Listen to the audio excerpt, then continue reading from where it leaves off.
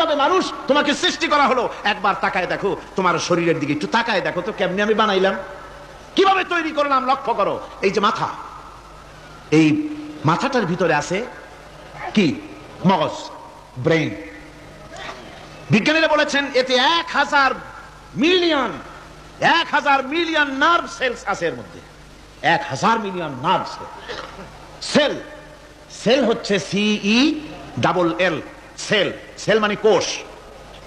এই 1000 অনুভূতি কোষ, 1000 মিলিয়ন অনুভূতি কোষ রয়েছে মাথার ভেতরে। মস্তিষ্কের এসব কোষগুলি, এসব সেলগুলি, তার মধ্যে আবার আছে নার্ভ ফাইবার, অর্থাৎ সূক্ষ্ম সূক্ষ্ম নার্ভ সুতা, সমগ্র শরীরের মধ্যে তা ছড়িয়ে দেওয়া আছে। এই সূক্ষ্ম সুতার মাধ্যমে ঘন্টায় 70 মাইল বেগে শরীরের প্রত্যেকটা অঙ্গ প্রত্যঙ্গের খবর মস্তিষ্কের মধ্যে চলে যায়। সুবহানাল্লাহ বিহামদিহি। আপনার পায়ে যদি কাটা ফোটে, শরীরে যদি ব্যথা লাগে, ঘন্টায় 70 মাইল বেগে সূক্ষ্ম সূক্ষ্ম যে তারগুলি আল্লাহ দিয়েছেন, ওই তারের মাধ্যমে আপনার মাথায় চলে যায়। মস্তিষ্কে গেলে পরে তড়িৎ গতিতে সিদ্ধান্ত হয় কাটা তুলতে হবে। অথবা একটা সাপ দেখেছেন, সাপ প্রথম চোখ দিয়ে দেখলেন, চোখ, এই চোখের ভিতরে আপনার 130 মিলিয়ন লাইট রিসেপ্টর আছে, অর্থাৎ বিভিন্ন দৃশ্যকে, ছবিকে ক্যাচ করার মতো 130 মিলিয়ন লাইট রিসেপ্টর, গ্রহণযোগ্য মেশিন রয়েছে চোখের ভিতরে। চোখ দিয়ে সাপ দেখলেন, চোখের ভিতরে রয়েছে আবার অসংখ্য তার। এই অসংখ্য তার ব্রেনের সঙ্গে জুড়ে দেওয়া আছে। চোখ সাপ দেখলো, 70 মাইল বেগে প্রতি ঘন্টায় এই খবর তড়িৎ প্রবাহের মতো মস্তিষ্কের ভেতরে চলে গিয়েছে। মস্তিষ্ক সঙ্গে সঙ্গে ডিসিশন দিচ্ছে, দৌড় মারো, অথবা লাঠি হাতে নাও, অথবা যে কোনো একটা পজিশন তাকে সাথে সাথে সিদ্ধান্ত দিয়ে দিচ্ছে। জোরে বলেন সুবহানাল্লাহ। এই অনুভূতি শক্তি যদি আল্লাহ পাক না দিতেন মানুষের শরীরে, পায়ের মধ্যে পাথর ঢুকলে, কাটা তো কাটা, পাথর ঢুকলেও টের পাইতাম না। আল্লাহ পাক এই ব্যবস্থা করে দিয়েছেন মস্তিষ্কের মধ্যে এতগুলি সেল, প্রত্যেকটা সেলের আলাদা আলাদা কাজ।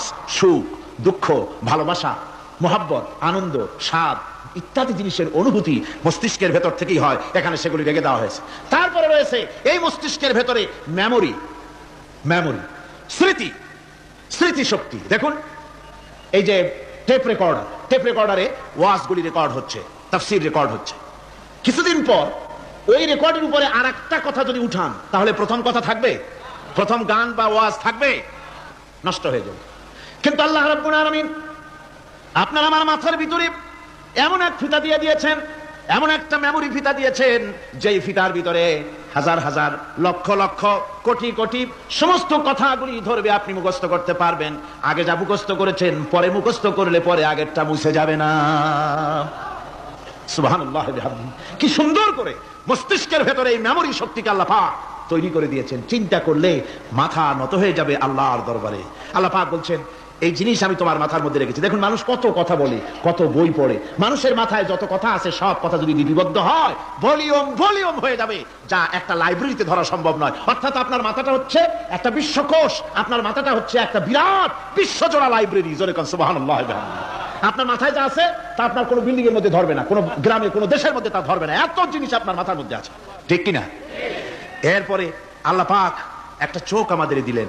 আল্লাহ রাব্বুল আলামিন বলেন, আলাম নাজআল লাহু আইনাইনি ওয়া লিসানান ওয়া শাফাতাইন ওয়া হাদাইনাহুন নাজদাইন। আমি কি তোমাদেরকে দুটি চক্ষু আর জিহ্বা, আর তোমাদেরকে আমি কি তোমাদের দুটি চক্ষু, দুটি ঠোঁট আর জিহ্বাকে আমি তোমাদের দেই নাই, যা দিয়ে তোমরা দেখতে পাও, যা দিয়ে তোমরা অনুভূতি, মাথার ভিতরে অনুভূতি জাগে। এই যে দুটো চোখ দিলাম, সুবহানাল্লাহ, সুবহানাল্লাহ বলেন। দুটি চোখ আছে বলে এই সুন্দর পৃথিবী দেখতে পাই।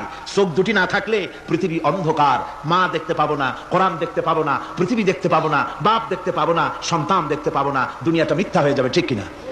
ছোট্ট চোখ, 1 থেকে 1.5 ইঞ্চির ভিতরে এত সুন্দর দুটি ক্যামেরা, যে ক্যামেরা দিয়া দুনিয়ার সব কিছুকে ক্যাচ করা যায়, সব ক্যাচ করা যায়। বলুন তো এমন একটা বাক্স আপনারা কেউ বানাই দিতে পারবে যে বাক্সের ভিতরে হাতি, ঘোড়া, বাঘ, ভল্লুক, ময়না, টিয়া, পাহাড়, পর্বত, নদ, নদী, কীট, পতঙ্গ, তরু, লতা, গাছপালা, গোষ্ঠী শুদ্ধা ধরবে, আরো খানিকটা জায়গা বাকি থাকবে, এরকম একটা বাক্স কেউ বানাই দিতে পারবে?